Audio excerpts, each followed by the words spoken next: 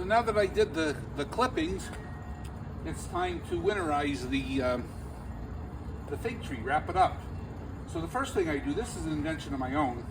I took, you know, those wires that you wrap pipes with in the wintertime to keep them from freezing. I put this inside, and I used to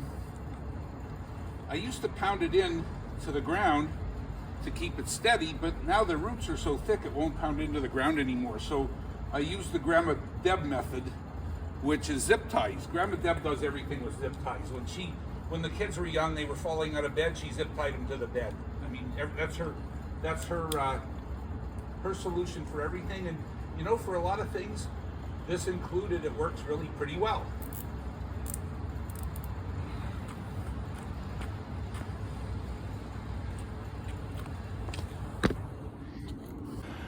So anyway, step 2 involves some string. What I'm going to try to do is I'm going to tie this thing up as tight as I can to make as small of a radius or circumference as I can before I put the insulation over it. I'm not going to show that because it's a little bit of a longer process, but I'll show you what it looks like when I'm done. Well, tying it up failed in a major way with string. The string broke. So when all else fails, you use duct tape. It's not pretty, but it works. And I wasn't able to tie it up as tightly as I would have liked to, because a 3-year-old fig tree is quite a bit stronger and stiffer than a 2-year-old. But this will do the job, and I have plenty of insulation to get around it. You'll see that in a few minutes here. Well, there it is, all wrapped up. I just have to put a plastic bag on top of it. I'll show you that too. Isn't it a piece of work? Okay, there it is. Beautiful, isn't it?